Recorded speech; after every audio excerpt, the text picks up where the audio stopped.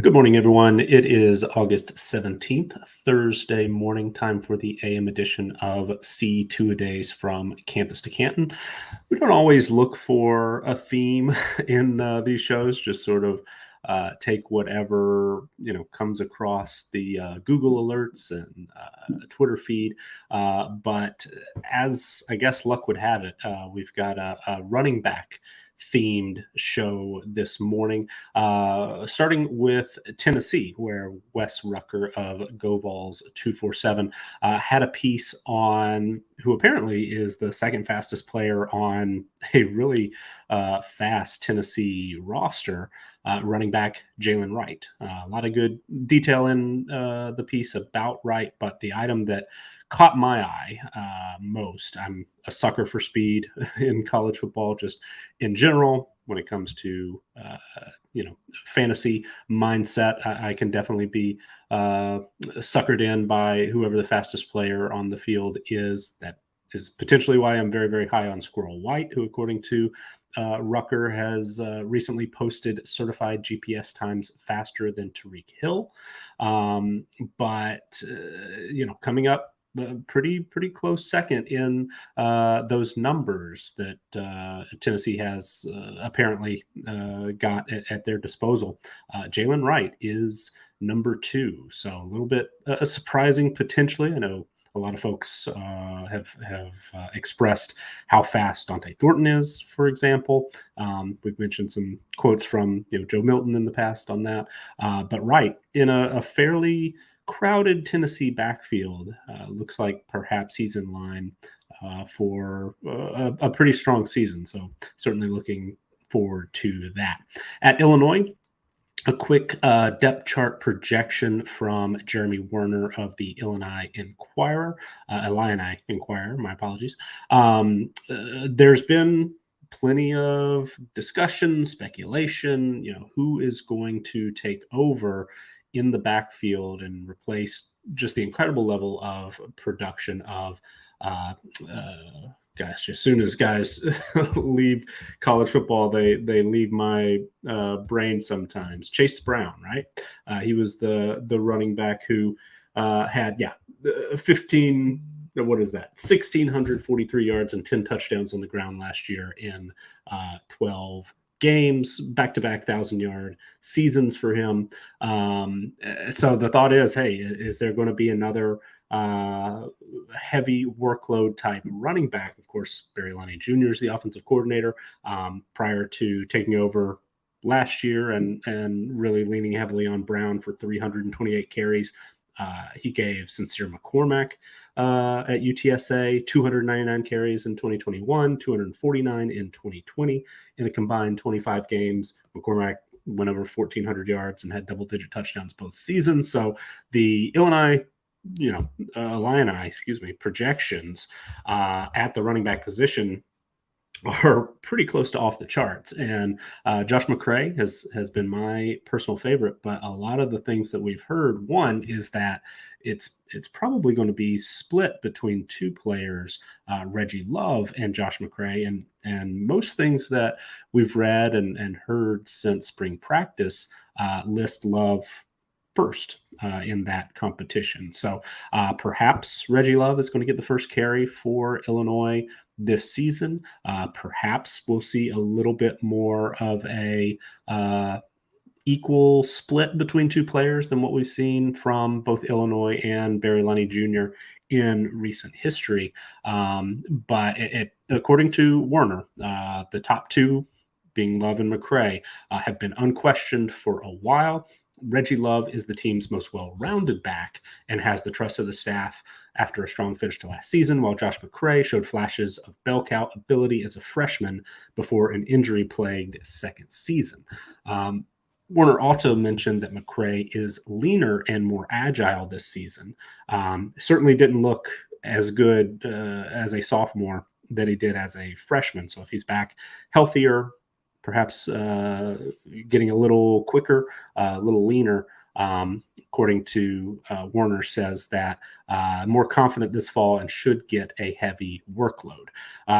Quick note on the receivers at Illinois as well. According to Warner's depth chart projections, Isaiah Williams, Casey Washington, and Pat Bryant have been established as the starters.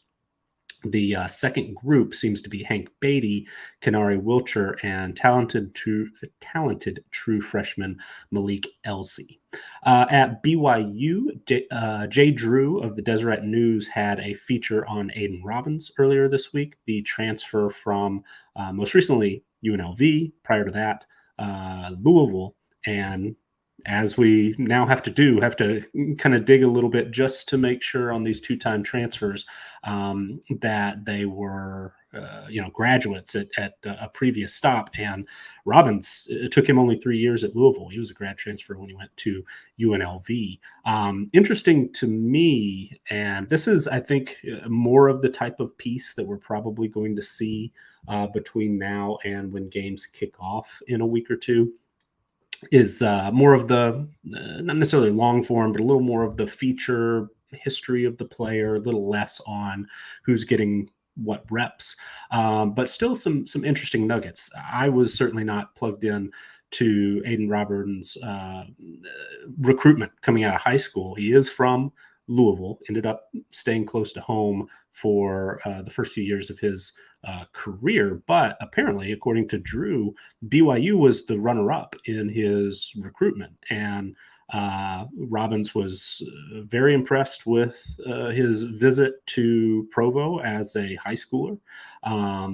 Ended up, of course, spending the 3 years at Louisville, didn't play very much, transferred to UNLV, broke out. He's a really, really well put together running back, 6'2", 240, something in that range, and ended up at BYU in part because of the visit that he had coming out of high school. So it was also interesting in the piece that Robbins played a role in getting Keelan Marion, the transfer wide receiver from UConn to BYU. Marion previously committed to East Carolina, but then decommitted, and his past relationship with Robbins helped get Marion to Provo as well. So just kind of a interesting piece, some good background, talked about Robbins's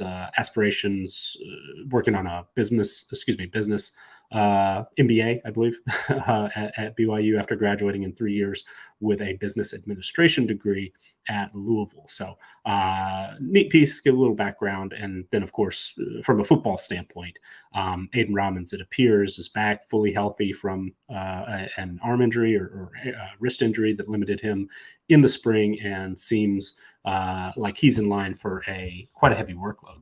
Another player who is potentially in line for a heavy workload is Tylan Hines of the University of Hawaii. And there was a mention, we mentioned Hawaii a little bit, and the wide receiver situation in the PM edition last night with a report from Stephen Tasai of the Honolulu Star-Advertiser. But going back through the scrimmage write-up from the Rainbow Warriors' most recent scrimmage, focused a little on the running back position, and it's been somewhat thin. I mean, it was already thin just in terms of raw numbers, but the fact that Derek Boyd, the second redshirt freshman, went down with a season-ending injury very early in fall camp, or maybe even prior to fall camp, and then Nasaje Bryant-Lele suffered a knee injury that has limited him somewhat. There was a note that he was participating and had a knee brace on, so it doesn't sound like he's necessarily going to miss much playing time, if any, but perhaps a little limited in what he's able to do as Hines's potentially primary backup. Well, head coach Timmy Chang and the coaching staff there have made a move. Landon Sims, who was expected to be probably the second tight end on the depth chart, which that position a little bit not phased out necessarily, but certainly not traditionally very involved in the run and shoot, which is Hawaii is making that move to the more traditional run and shoot this year. But Sims is changing positions, moving from tight end to running back. Apparently, he looked good in the scrimmage. Jordan Johnson and David Cordero are behind him in the depth chart as well. So trying to build a little bit of depth at that position. Hines is someone who, on paper doesn't look like is built to carry a very heavy workload, listed at 5'7", 175. Also, there had been some talk more so in the spring, but still some hope, I think, that Hines would be able to play some in the slot, be involved in the passing game, which we expect to, certainly take a tick up as far as, the level of production in that offense, passing wise. But looks like, Hawaii is, of course, trying to get some depth at that position, limit Hines's workload potentially, but also free him up to be used in a variety of ways, which seems to be a bit of a trend, as we've talked about in recent episodes.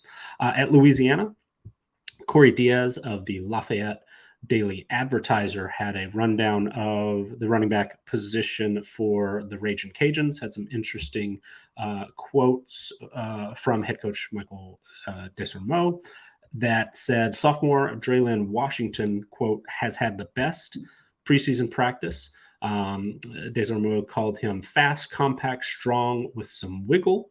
Appears to be the most complete back on the roster, according to the piece, and appears to be the starter at the position.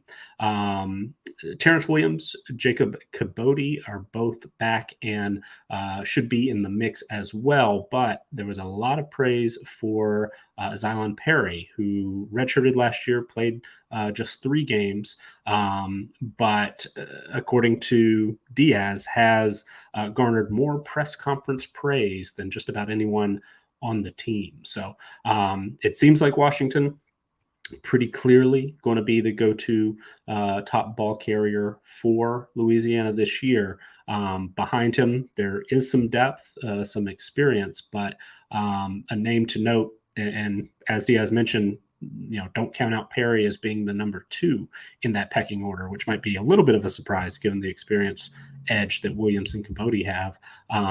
But yeah, Perry is apparently moving up the depth chart and really impressing the coaching staff in Lafayette. At UAB, quick note from Evan Dudley of AL.com.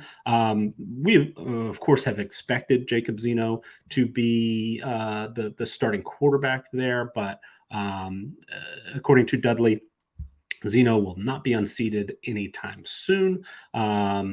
I personally was curious to see if Landry Liddy, the transfer from Louisiana Tech, might be able to break through and make a push for that starting position. Doesn't sound like that's the case, but he has joined Harrison Barker as the top candidates to back up Zeno this year. And we've mentioned this name before, but Isaiah Jacobs continues to get more and more appreciation and buzz coming out of UAB. According to Dudley, says no matter the actual starter of any game, running backs Jermaine Brown Jr. and Isaiah Jacobs are primed to lead a stacked backfield this season. Seems to be a pretty clear 1-2 if we're reading it correctly. Jacobs is going to be in the mix, a little more of the Thunder to Brown's lightning as we've seen in the past. But Dudley says, what may be the single deepest position group for the Blazers, Brown and Jacobs, are the primary ball carriers, but the Witherspoon and Demetrius Battle are set for contributing roles this year as well. And an unfortunate note to finish on at Southern Miss, both Daima Mixon of Big Gold Nation and Scott Watkins of the Sun Herald tweeted out videos with head coach Will Hall yesterday discussing linebacker Avery Habas, who is going to miss the 2023 season with what's been called a, quote, medical condition that's not football related. Habas was out on the field doing some coaching with the linebackers, similar to what some other players have done in years past who've missed time with injury. Southern Miss is deep at linebacker. But still, Habas was a returning starter and pretty productive player as well. So certainly hate to see that he's not going to be able to play football this year, at least, and potentially moving forward. So all the best wishes to him. And that will wrap it up for us this morning. The C2-A-Days will continue this evening with the PM edition. And we will, of course, scour the internet, try to find as much as we can, updates on injury issues, depth charts, other potentially interesting notes as we come across them. But hope everyone has a wonderful Thursday.